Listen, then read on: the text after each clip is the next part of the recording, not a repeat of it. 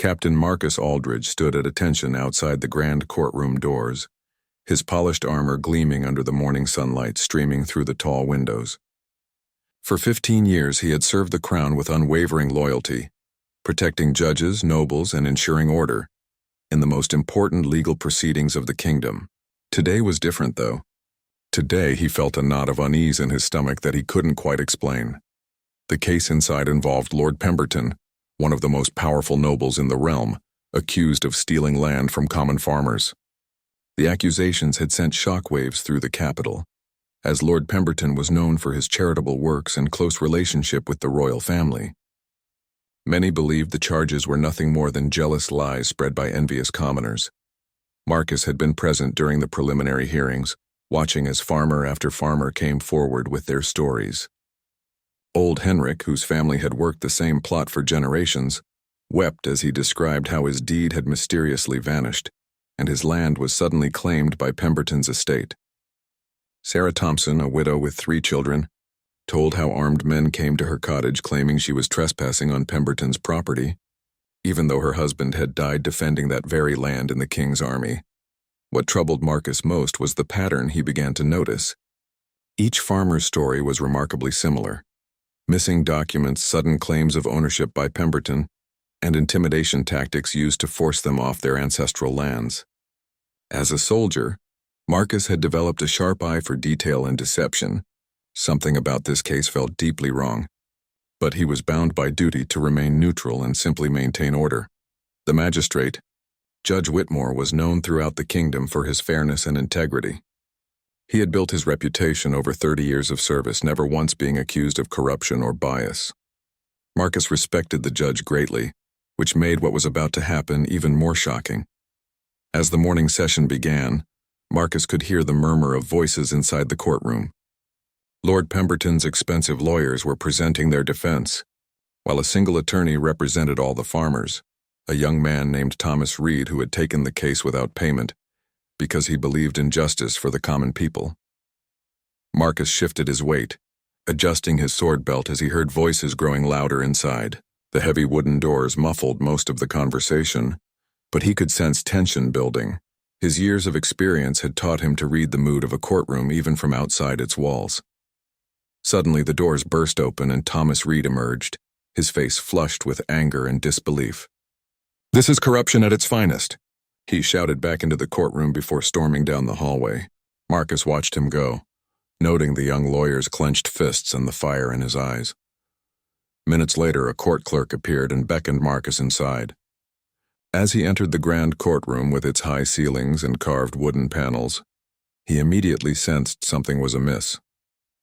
Lord Pemberton sat smugly at the defendant's table, surrounded by his team of well-dressed lawyers.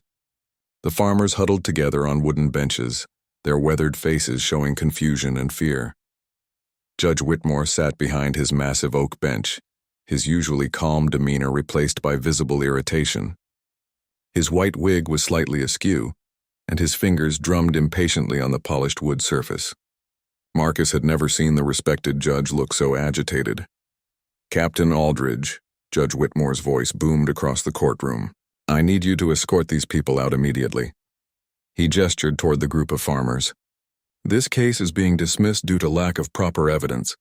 The plaintiffs have failed to provide adequate documentation to support their claims." Marcus felt his heart sink.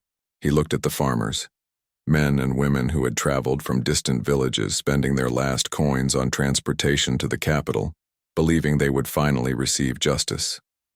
Their faces showed the devastating realization that their fight was over before it had truly begun. Old Henrik stood slowly, his arthritic hands gripping his walking stick. "But, Your Honor," he said in a trembling voice, "we told you our papers were stolen. How can we show what was taken from us?" "Silence," Judge Whitmore snapped. "The law requires documentation. Without proper deeds and legal papers, your claims are worthless. Captain, please see these people out." Marcus had no choice but to follow orders. As a royal guard, he was bound by oath to obey the magistrate's commands within the courtroom. But as he gently guided the devastated farmers toward the exit, he couldn't shake the feeling that he was participating in a grave injustice. The farmers filed out slowly, their dreams of reclaiming their ancestral lands crushed. Marcus watched Lord Pemberton's satisfied smile and felt something he had never experienced in his years of service: doubt about the system he had sworn to protect. Captain Marcus Aldridge couldn't sleep that night. The image of the farmers' defeated faces haunted him as he lay in his modest quarters near the royal barracks. The dismissal of their case seemed too convenient, too swift. In all his years serving in the courtroom, he had never seen Judge Whitmore act with such harsh finality, especially when dealing with common people seeking justice. The next morning, Marcus made an unusual decision. Instead of reporting directly to his assigned duties, he decided to investigate on his own. He had some time before his next court assignment, and something deep inside compelled him to learn more about the Pemberton case. His first stop was the courthouse records office, located in the basement of the judicial building. The elderly clerk, Master Edmund, had worked there for over 40 years and knew every document that had ever passed through those halls. Marcus had helped Edmund during several break-ins over the years, and the old man trusted the captain. "Edmund," Marcus said quietly, approaching the clerk's desk surrounded by towering shelves of legal documents, "I need to ask you about the Pemberton case. Something doesn't feel right about how it ended." The old clerk looked around nervously before leaning closer to Marcus. "I wondered when someone would start asking questions," he whispered. "In 40 years, I've never seen anything like it. Those farmers' original deeds were here just 3 weeks ago. I handled them personally when young lawyer Reed filed the case." Marcus felt his pulse quicken. "What do you mean they were here?" "I mean, I saw them with my own eyes," Edmund continued, his voice barely audible. "Proper legal documents, some dating back generations. Old Henrik's deed was signed by King Edward himself 30 years ago. Sarah Thompson's papers were witnessed by the previous magistrate. All legitimate, all in order." "Then where are they now?" Marcus asked, though he feared he already knew the answer. Edmund's weathered hands shook slightly as he pointed toward a section of empty filing cabinets. "Disappeared 2 nights ago. Someone with a key came in after hours. The night watchman saw a figure in expensive clothes but couldn't make out the face in the darkness." Marcus thanked Edmund and left the records office with his suspicions confirmed. Someone had deliberately sabotaged the farmer's case by stealing their evidence. But who had access to the courthouse after hours? And why would Judge Whitmore dismiss the case so quickly without investigating the missing documents? His next stop was the Silver Horse Tavern, the establishment frequented by court clerks, lawyers, and other courthouse workers. Marcus hoped to gather more information about what had really happened behind the scenes of the Pemberton case.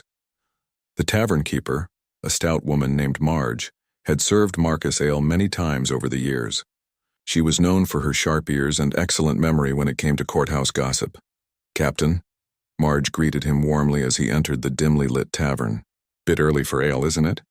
"I'm not here for drinks, Marge. I need information about Judge Whitmore and the Pemberton case." "Have you heard anything unusual?" Marge's friendly expression grew serious. She glanced around the nearly empty tavern before motioning Marcus to a corner table away from other patrons. "Funny you should ask," she said, settling her large frame into a wooden chair. "Judge Whitmore's been acting strange for weeks. Usually comes in here every Friday for exactly 2 ales and heads home to his wife. But lately he's been meeting with well-dressed strangers, having quiet conversations in that back booth there." She pointed to a secluded area of the tavern where privacy could be easily maintained.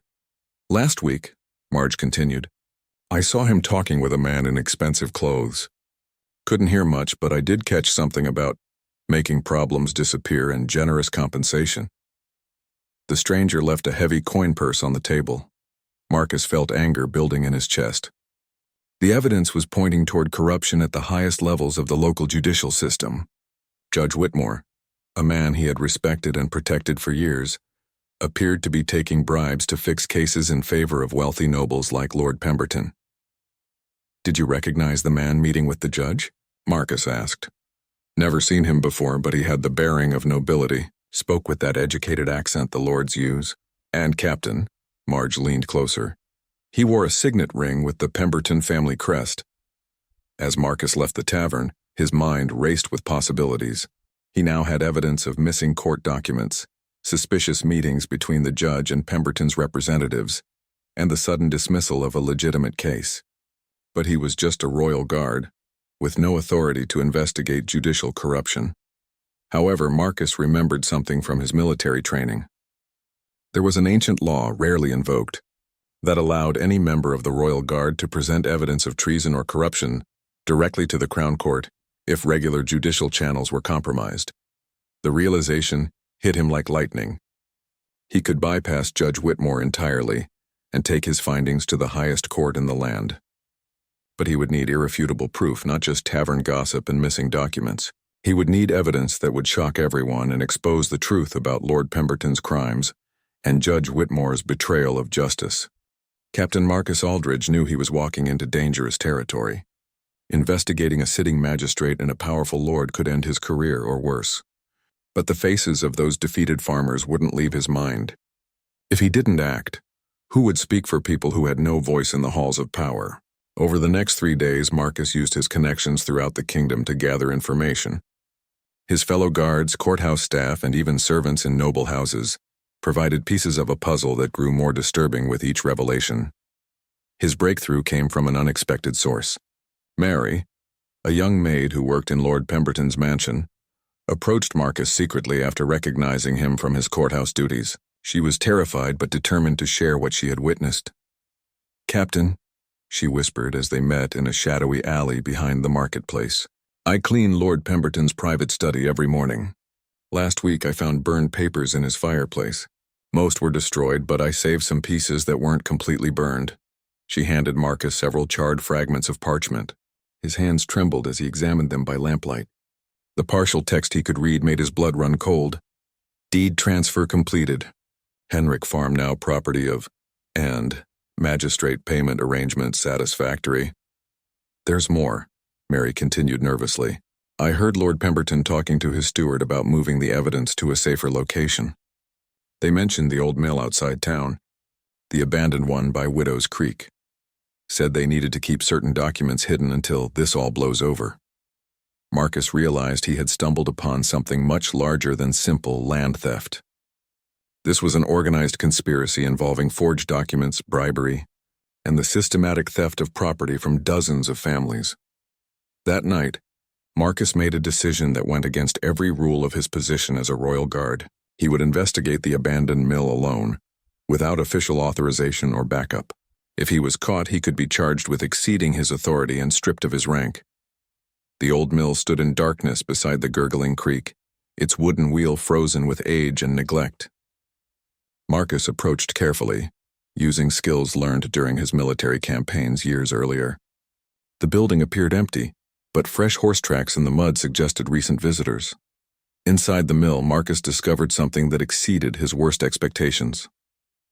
Hidden beneath loose floorboards in the main room was a wooden chest containing dozens of original property deeds, all belonging to families who had been forced off their land by Lord Pemberton. The documents were authentic, bearing official seals and signatures that proved the farmer's rightful ownership, but the chest contained something even more damaging.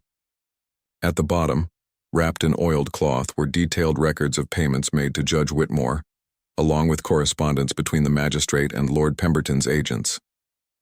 The letters outlined their entire scheme: steal the original deeds, forge new documents claiming Pemberton's ownership, and ensure any legal challenges were quickly dismissed by the corrupted judge. One letter in particular made Marcus's hands shake with rage.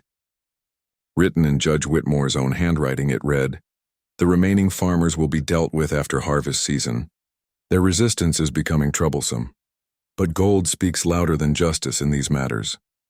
Ensure my retirement fund continues to grow and their voices will continue to be silenced."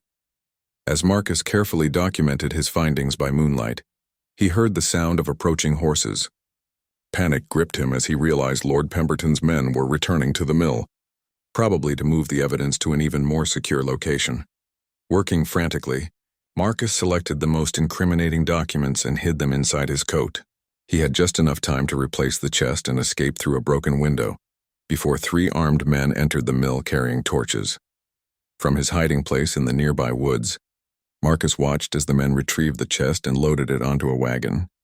He recognized one of them as Lord Pemberton's chief steward, a cruel man known for intimidating anyone who crossed his master's interests. As the wagon disappeared into the night, Marcus realized he now possessed evidence that would bring down both Judge Whitmore and Lord Pemberton. But he also knew they would discover the missing documents within days, making him a target for their revenge. The next morning, Marcus requested an immediate audience with the chief royal magistrate, the highest judicial authority in the kingdom. Using his status as a royal guard, he bypassed normal channels and demanded an emergency hearing based on evidence of treason against the crown. His superior, Commander Hayes, was initially skeptical of Marcus's claims. "Captain, you're accusing a respected magistrate and a lord of conspiracy.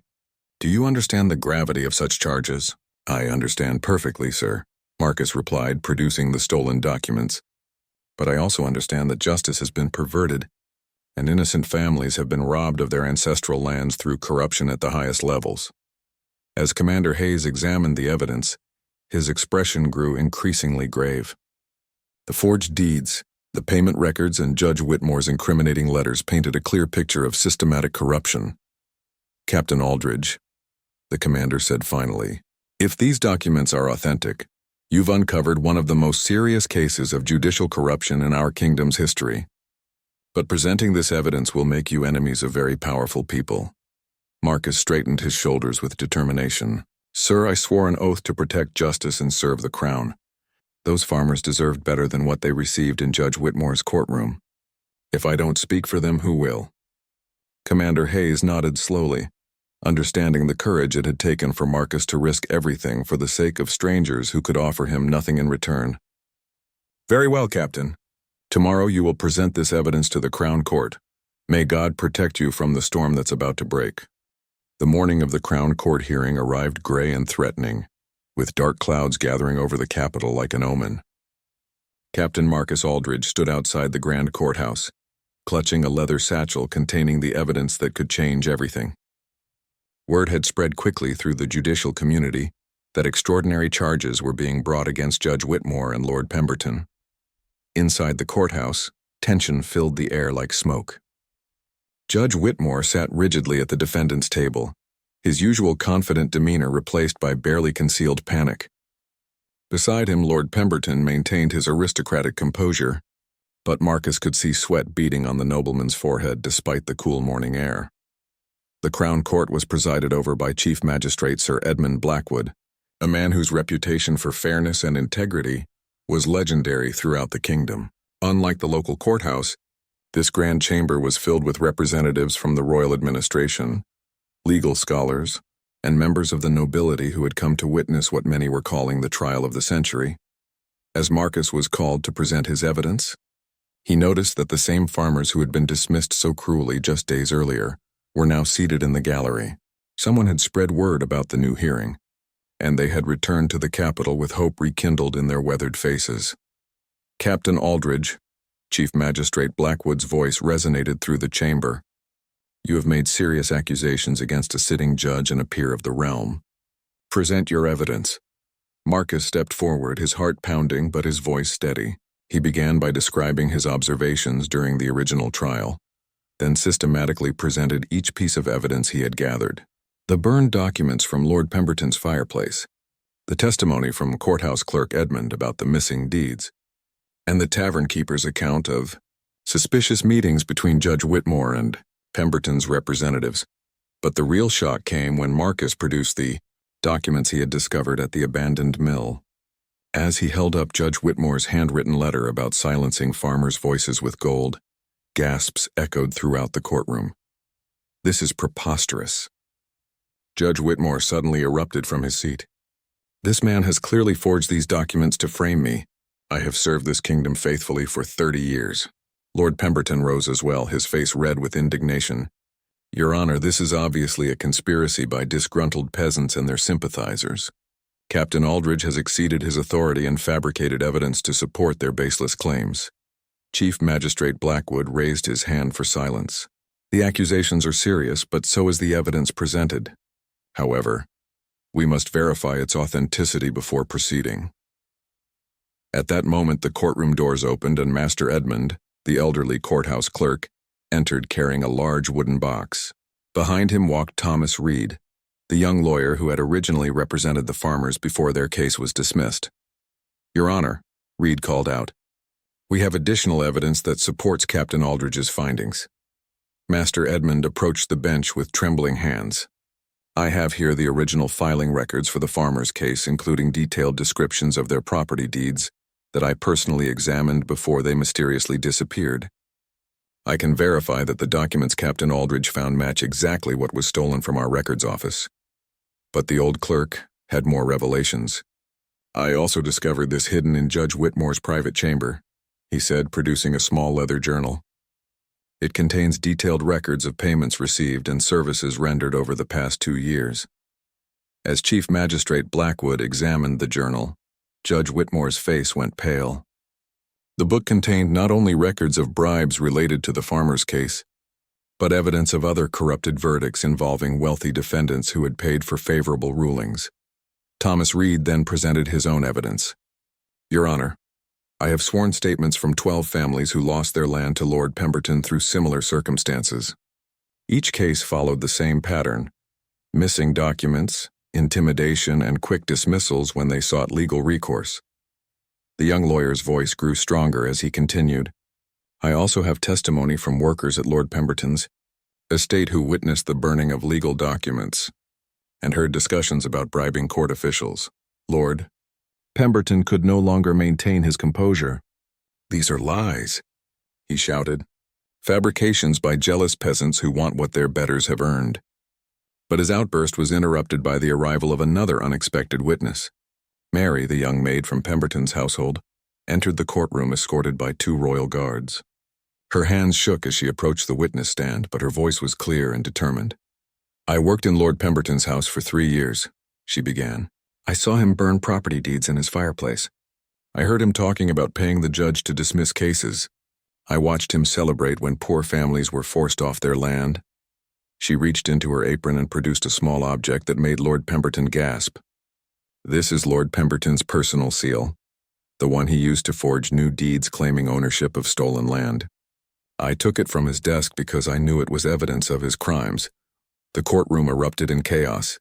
Lord Pemberton lunged toward the witness stand, shouting threats at Mary, while Judge Whitmore seemed to collapse into his chair as the weight of evidence overwhelmed his denials. Chief Magistrate Blackwood struck his gavel repeatedly, calling for order. When silence finally returned, he spoke with the full authority of his position. The evidence presented today reveals a systematic corruption of justice that strikes at the very heart of our legal system. Captain Aldridge, your courage in bringing this conspiracy to light has exposed crimes that might otherwise have continued unchecked. Judge Whitmore made one final desperate attempt to save himself. I was threatened. Pemberton said he would ruin me if I didn't cooperate. I never wanted to betray my oath. But his confession only confirmed what the evidence had already proven. The man who had sworn to uphold justice had sold it to the highest bidder, betraying not only his oath but the trust of every person who had appeared before his bench seeking fair treatment under the law. The Crown Court chamber fell into complete silence as Chief Magistrate Sir Edmund Blackwood prepared to deliver his judgment. The weight of evidence presented by Captain Marcus Aldridge had painted an undeniable picture of corruption that reached deep into the kingdom's judicial system. In 30 years of service to the Crown, Blackwood began, his voice carrying the gravity of the moment, I have never witnessed such a systematic betrayal of public trust. The evidence presented today proves beyond any doubt that Judge Whitmore accepted bribes to pervert the course of justice, and that Lord Pemberton orchestrated a conspiracy to steal land from rightful owners through forgery and intimidation. Judge Whitmore sat slumped in his chair, the fight completely drained out of him. His confession had sealed his fate, and he now faced the consequences of years of corruption. Lord Pemberton, however, remained defiant despite the overwhelming evidence against him. The court finds Judge Whitmore guilty of accepting bribes, obstruction of justice, and betraying his sacred oath to serve the law without favor or prejudice. Blackwood continued, You are hereby stripped of your judicial rank and sentenced to 10 years of hard labor in the royal prison. Additionally, all assets acquired through your corrupt practices will be confiscated and returned to your victims. A collective gasp rose from the gallery as the severity of the sentence sank in. Judge Whitmore began to weep, finally understanding the full magnitude of his fall from grace. Lord Pemberton, Blackwood's voice grew even more stern. You are found guilty of conspiracy, fraud, theft, forgery, and using your position of privilege to oppress those beneath your station, your titles and lands are hereby forfeit to the crown. You are sentenced to 15 years imprisonment, and all stolen properties will be immediately returned to their rightful owners. The courtroom erupted in chaos as Lord Pemberton was led away in chains, still protesting his innocence despite the mountain of evidence against him. The farmers in the gallery wept with relief and joy, hardly believing that justice had finally been served. But Chief Magistrate Blackwood was not finished. He turned his attention to Captain Marcus Aldridge, who stood at attention awaiting whatever judgment might come for his unauthorized investigation. "Captain Aldridge," Blackwood said, his stern expression softening slightly. "You exceeded your official authority in pursuing this investigation. By all rights, you should face disciplinary action for your actions." Marcus felt his heart sink. He had known the risks when he began his investigation, but he had hoped his success in exposing the corruption might earn forgiveness for his methods. "However," Blackwood continued, "your dedication to justice and your courage in challenging powerful interests have saved this kingdom from a cancer that was growing within our legal system. You have shown that true honor means standing up for what is right, even when it comes at personal cost." The Chief Magistrate stood and addressed the entire courtroom. "Let it be known that Captain Marcus Aldridge is hereby commended for his service to justice and the crown. Furthermore, His Majesty has been informed of your actions and has decided to promote you to the position of Special Investigator for the Royal Court, with authority to investigate corruption wherever it may be found." The announcement stunned Marcus. Instead of punishment for his unauthorized actions, he was being rewarded with one of the highest honors a soldier could receive. The farmers in the gallery broke into spontaneous applause, tears of gratitude streaming down their faces. Young lawyer Thomas Reed approached Marcus as the courtroom began to clear. "Captain, I cannot thank you enough for what you've done. These families had lost all hope until you decided to fight for them." Old Henrik, supported by his walking stick, made his way slowly to where Marcus stood. The elderly farmer's eyes were bright with unshed tears as he grasped the captain's hand. "Son," Henrik said in his weathered voice, "you gave us back more than our land. You gave us back our faith that there are still good people in this world who will stand up for what's right." Sarah Thompson, the widow with 3 children, approached next. "My husband died fighting for this kingdom," she said softly. "He would be proud to know that soldiers like you still honor their oath to protect all citizens, not just the wealthy and powerful." Master Edmund, the elderly courthouse clerk who had helped expose the corruption, also offered his gratitude. "In 40 years of service, I've seen too many cases where the powerful escaped justice while the innocent suffered. Today that changed because you had the courage to act." Even Mary, the young maid who had risked everything to testify against her former employer, thanked Marcus for giving her the strength to speak the truth. "I was terrified," she admitted, "but seeing your example made me realize that staying silent would make me part of the corruption." As the crowd dispersed, Marcus reflected on the events that had led to this moment. His decision to investigate had begun with simple doubt about Judge Whitmore's harsh dismissal of the farmer's case. That doubt had grown into suspicion, then investigation, and finally into a confrontation that had exposed corruption at the highest levels of the local judiciary. The personal cost had been significant. Marcus had risked his career, his reputation, and even his life to pursue the truth. He had made powerful enemies who would not forget his role in their downfall. But he had also discovered something about himself that he never knew existed, a deep, unshakable commitment to justice that transcended his duty as a royal guard. Standing alone in the now empty courtroom, Marcus understood that this case had changed him forever. He was no longer just a soldier following orders. He had become a guardian of justice itself, someone willing to challenge corruption wherever he found it, regardless of the personal consequences. 6 months after the dramatic courtroom revelations that shocked the kingdom, Captain Marcus Aldridge rode through the countryside on his new duties as Special Investigator for the Royal Court. The landscape around him told a story of renewal and hope that warmed his heart every time he witnessed it. Where once Lord Pemberton's stolen estates had sprawled across the hills, dozens of small farms now flourished under their rightful owners. Old Henrik's family worked their ancestral land with renewed vigor, their crops growing tall and green in the fertile soil their grandfathers had tilled. Sarah Thompson's children played in fields that legally belonged to them once again, their laughter carrying across the meadows like music. The impact of Marcus's investigation had spread far beyond the original case. His promotion to special investigator had given him authority to examine suspicious legal proceedings throughout the kingdom, and he had already uncovered 3 more cases of judicial corruption in distant provinces. Word of his success had spread, encouraging other victims of legal manipulation to come forward with their stories. The reformed courthouse in the capital now operated under strict new oversight procedures. Master Edmund, the elderly clerk who had helped expose the corruption, had been promoted to chief records officer, ensuring that legal documents would be properly secured and protected from theft or forgery. Young Thomas Reed had been appointed as public advocate, representing citizens who couldn't afford expensive lawyers. Marcus often visited the courthouse in his new role, and each time he was reminded of how different the atmosphere had become. Where once fear and intimidation had ruled, transparency and fairness now guided every proceeding. The new magistrate, Judge Catherine Morrison, was known for her integrity and her commitment to equal justice for all citizens regardless of their social status. But the changes extended beyond the legal system. The king himself had been so impressed by Marcus's dedication that he issued a royal decree establishing the Office of Justice Protection, a new department specifically tasked with investigating corruption in courts throughout the realm. Marcus was appointed as its first director, with a team of carefully selected investigators working under his guidance. The decree also established new laws protecting citizens who reported judicial corruption, ensuring that people like Mary, the brave maid who had testified against Lord Pemberton, would be safe from retaliation.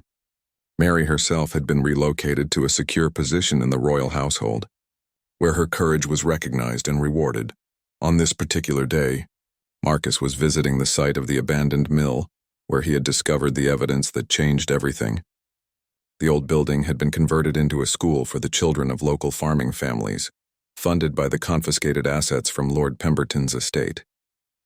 The irony was not lost on him. A place once used to hide corruption had become a symbol of education and opportunity for those who had been oppressed. Inside the school, he found a surprise waiting for him. The teacher, a young woman named Elizabeth, had organized a special lesson about courage and justice. The children, including Sarah Thompson's 3 youngsters, had prepared presentations about heroes who stood up for what was right, even when it was dangerous. "Captain Marcus," little Emma Thompson said proudly, "our teacher says you're a real hero because you helped our families get our homes back. Is it true you risked everything to help people you didn't even know?" Marcus knelt down to the child's level, thinking carefully about his response. "Emma, I wasn't trying to be a hero. I just saw something wrong happening and I couldn't stand by and do nothing about it. Sometimes the right thing to do is also the hardest thing to do." Another child, Henrik's grandson Tom, raised his hand eagerly. "My grandfather says you could have gotten in big trouble for investigating without permission. Weren't you scared?" "I was terrified," Marcus admitted honestly, "but I realized that being scared isn't the same as being weak. Sometimes being brave means doing what's right even when you're afraid of the consequences." As the children peppered him with questions, Marcus reflected on how his life had changed since that fateful day when he first doubted Judge Whitmore's quick dismissal of the farmer's case. He had discovered that true leadership wasn't about following orders blindly, but about having the wisdom to know when orders were wrong and the courage to act on that knowledge. The story of his investigation had become legend throughout the kingdom, inspiring other royal guards, court clerks, and ordinary citizens to speak up when they witnessed injustice. Several corruption schemes had been exposed by people who cited Marcus's example as their inspiration to come forward. But perhaps the most meaningful change was in the lives of the families he had helped. Old Henrik had lived to see his land restored and his family's honor vindicated. Sarah Thompson's children would grow up knowing that justice existed for everyone, not just the wealthy and powerful. The dozens of other families affected by Lord Pemberton's schemes had reclaimed their ancestral homes and their dignity. As Marcus prepared to leave the school, Elizabeth the teacher approached him privately. "Captain, I want you to know that what you did has changed how these children think about justice and courage.